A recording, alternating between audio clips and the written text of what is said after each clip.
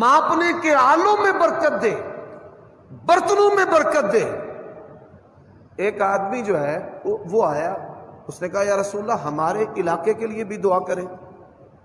نبی علیہ الصلوۃ والسلام نے مشرق کی طرف اشارہ کیا، مدینہ کے مشرق کی طرف، مدینہ کے مشرق کی طرف اشارہ کیا اور ارشاد فرمایا ہناک الزلازل والفتن، کہ اس طرف سے فتنے رونما ہوں گے، شیطان کا سینگ جو ہے وہ طلوع ہوگا۔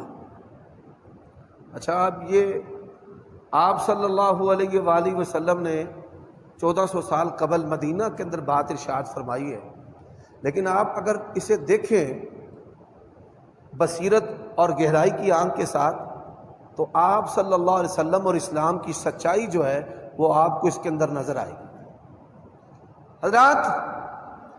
حضرت عمر رضی اللہ تعالی عنہ کا جو قاتل ہے ابو لولو فیروز مجوسی ایرانی، وہ بھی مدینے کے مشرق سے آیا۔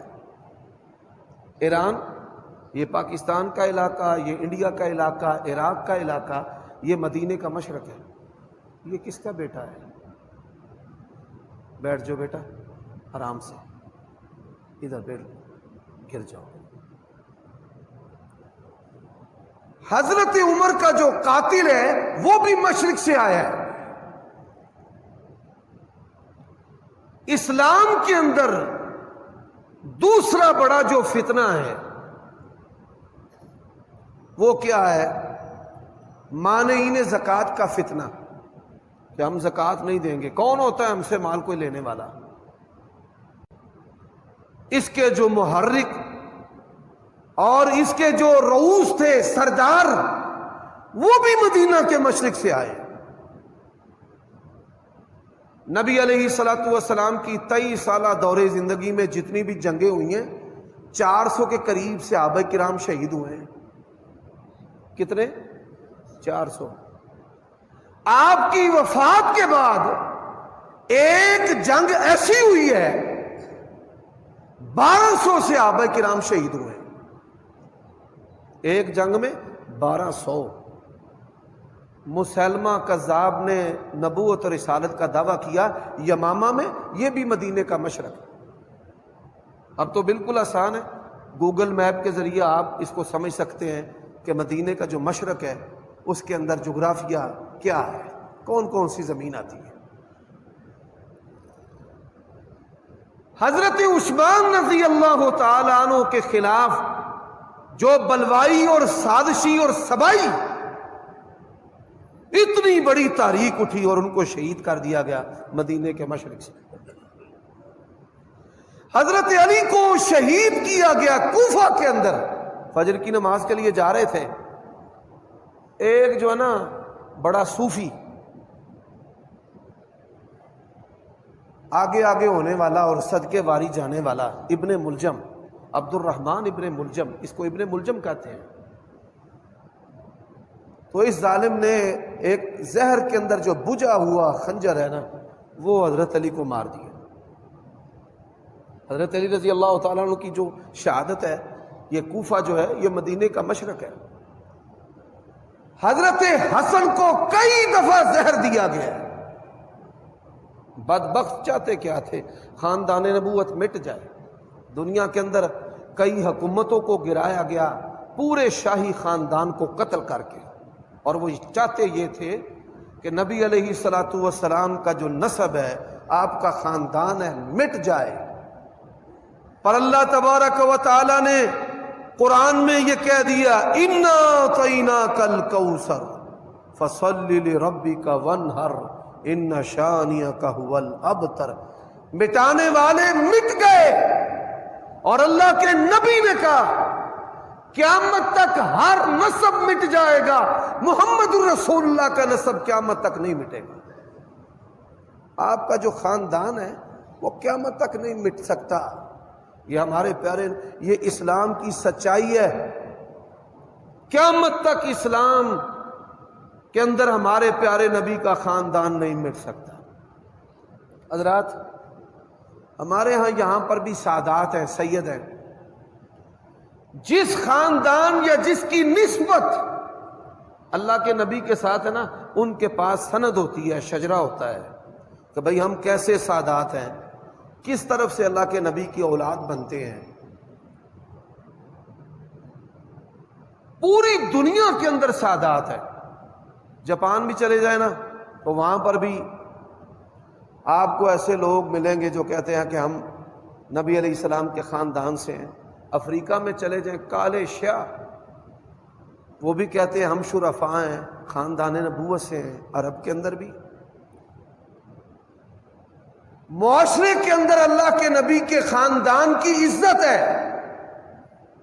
اس عزت کی وجہ سے کئی لوگوں نے اپنے آپ کو شاہ اور سید اور شریف جو ہے وہ لکھنا اور کہلوانا شروع کر دیا۔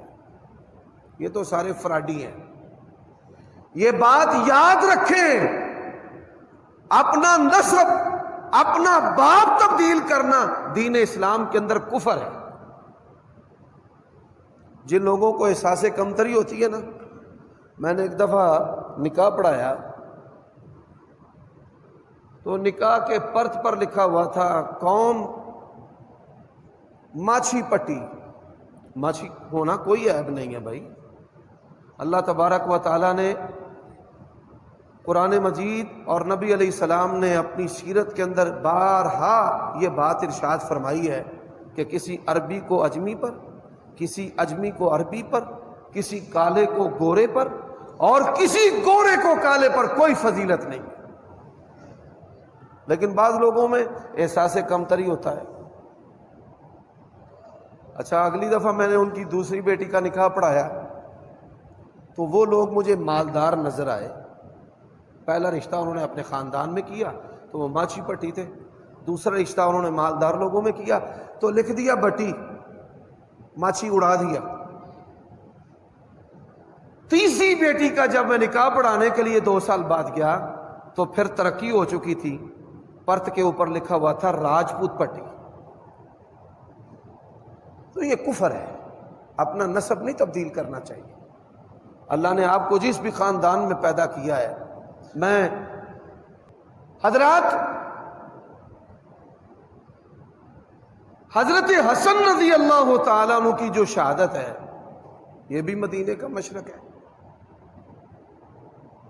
اور پھر آپ یہ دیکھ کر حیران ہوں گے کہ انڈیا پاکستان قادیان کے اندر جو مرزا غلام احمد قادیانی ہوا ہے، جس نے نبوت اور رسالت کا دعویٰ کیا ہے، یہ بھی مدینے کا مشرق ہے۔ بہاءاللہ ایرانی، بہائی فتنہ جو ہے دنیا کے اندر بڑی تعداد میں موجود ہے، یہ بھی مدینے کے مشرق میں۔ دنیا کے اندر اہل سنہ کے خلاف ایک مذہبی جو ریاست ہے ایران، یہ بھی مدینہ کے مشرق کے اندر۔ ان کی قوت جب بھی استعمال ہوئی ہے اہل سنت کے قتل پر ہوئی ہے، سنی حکمرانوں کی حکومتوں کو گرانے کے لیے ہوئی ہے۔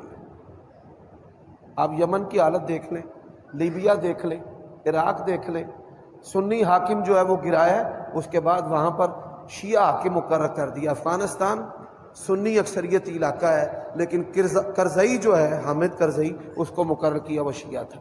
نوری مالکی کو مقرر کیا عراق پر، صدام سنی تھا، اس کو مارا، شیعہ کو مقرر کر دیا۔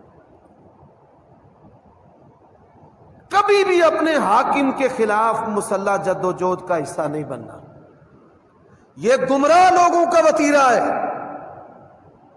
گمراہ لوگوں کا۔ میں نے دیکھا ہے کئی مذہبی، ان کا دماغ جو ہے نا وہ ہٹلر کی طرح ہوتا ہے۔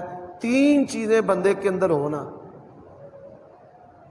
تو اس سے فاصلے پر رہنا چاہیے۔ پہلی چیز جہالت، دوسری چیز اس کا دماغ گرم ہو، اور تیسری جو چیز ہے اس کے اندر منفی سوچیں ہوں۔ جس بندے کے اندر یہ 3 چیزیں ہونا، 1000 فٹ کا فاصلہ اس سے رکھے، وہ کبھی بھی آپ کو لوٹنے اور قتل کرنے کے درپے ہو سکتا ہے۔